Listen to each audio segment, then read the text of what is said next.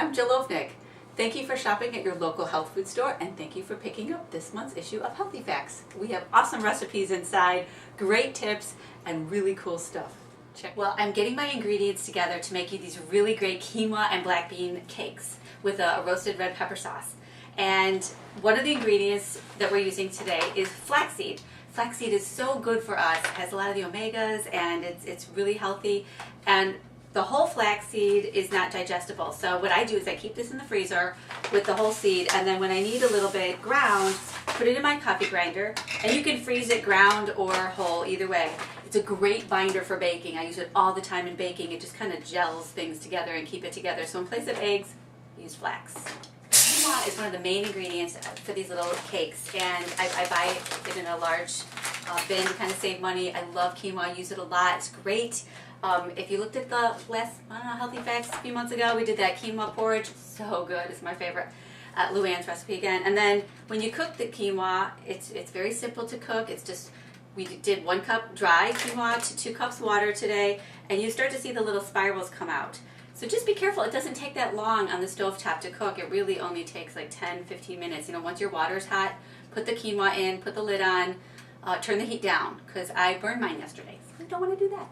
So quinoa is awesome. I'm going to use this today to make the cakes. Okay, the next thing we're going to do is use our food processor. So just take some bread that you have at your, whatever, it's the kind of bread that you like, whole grain or gluten-free, and get some nice breadcrumbs going in your food processor.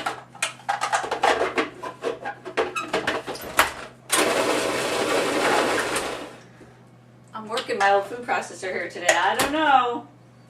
It's going good. Maybe I didn't have that blade on exactly right. Well, it gave me some lovely shreds that we can use in our burgers today, so that was easy. Okay, so we need a can of rinsed and drained black beans, which I have right here. Oh, you know what? I wanted to pulse these a little bit. We just want to pulse this a little bit so the black beans aren't whole, but you don't want to pulse it so that they're mush either. Remember, these are going to be cakes, so you're going to want to see a little black bean and just have the bean come apart enough that it's going to help hold this thing together, okay? I like it. Not bad.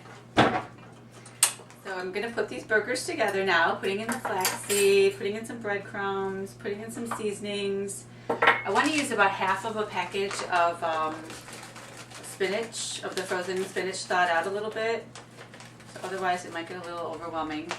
You might want to drain some of the liquid out of there too. I mean, anytime you're doing a meatloaf or cakes, you just kind of have to feel for how liquid it is and how much moisture is in it, so that you don't, you have a good outcome.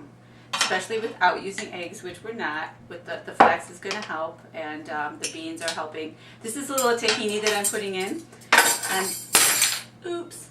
And then I'm probably just going to get my hands right in there and just kind of mash it up and see what happens. We have our lovely patties made. We're just going to, start to grill them up here, warm them up. And while we're doing that, we can make the red pepper sauce, which is super, super fast and easy.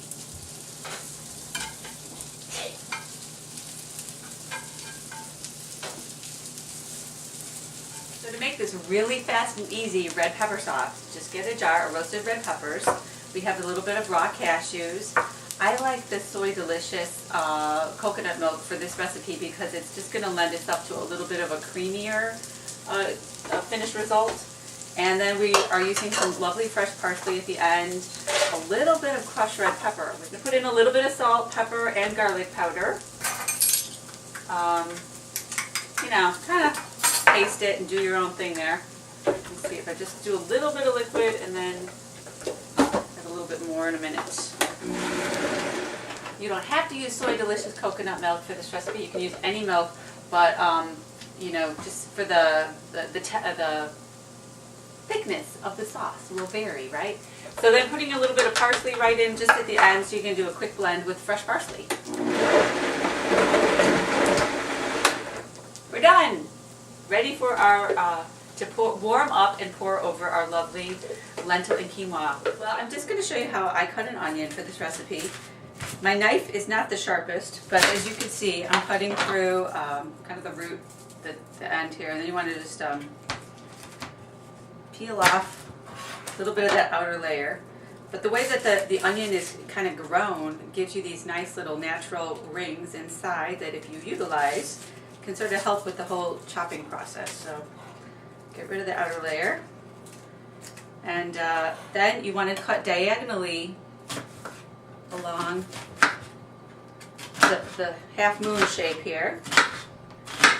If you can get it real thin, that would be a good way to go. I'm telling you. Work with sharp knives because that helps too.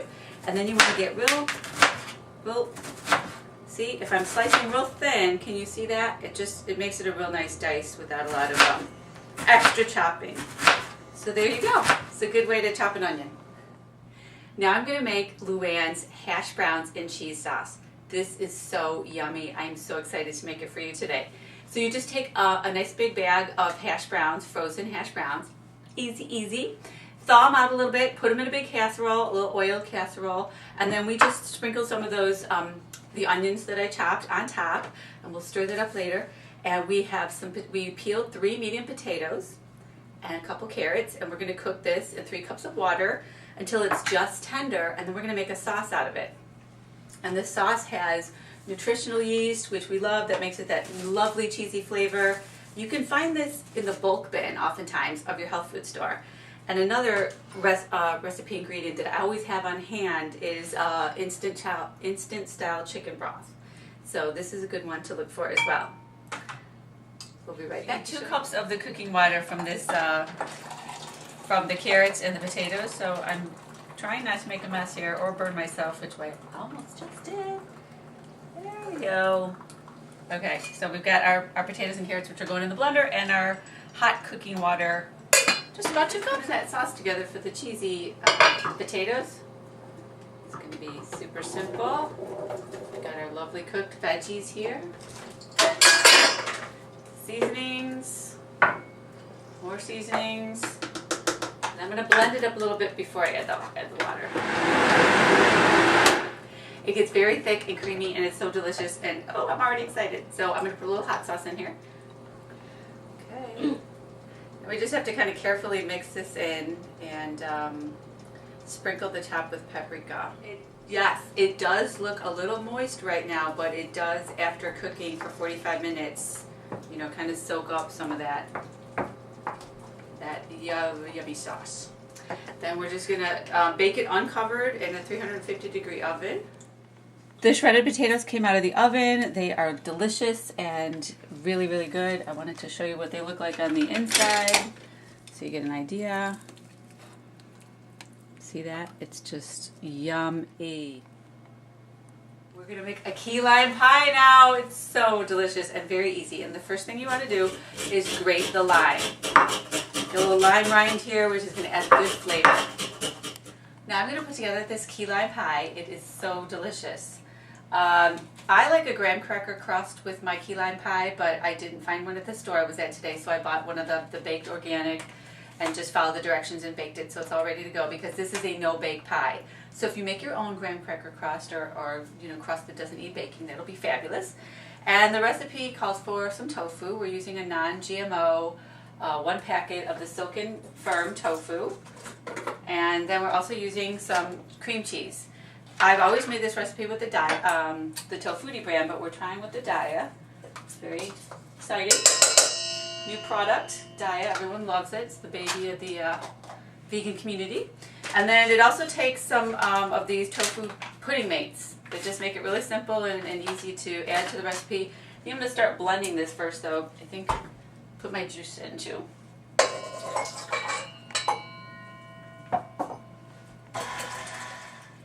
I would add the tofu and the cream cheese together and blend that up till it's really creamy. Do that first before you add the lime juice. I'm just remembering that that's probably a better way to go about this. In fact, the lime juice could come later. It depends on what you're using, whether it's a blender or a food processor, and even depending on what you're using for the cream cheese, because there's just different consistencies and you kind of have to adjust for that. But you want the base of it to be nice and creamy before you add add the lime juice. So now I'm going to add these packets of the tofu pudding, or the pudding, these pudding mix, vanilla pudding mix. They already have the sugar in them, and then a little bit of the lime rind and a little bit of agave or coconut nectar. Okay. Well, funny thing happened. I went all the way to another house to pick up my blender here, and realized, or the KitchenAid Mixmaster thing, and I remembered the last time I made this pie, it really is better if you blend it. It's just gonna, you know, get that kind of the really creamy. You'll see here, and it does get nice and thick when it's refrigerated. It will not. I mean, it will really cut nicely and hold its shape really, really well.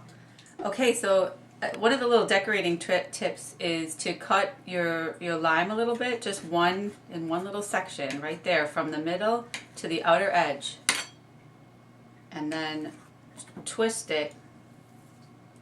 That'll be like our little center lime, and then we could put a couple little lime wedges on the edges and sprinkle with the lime rind.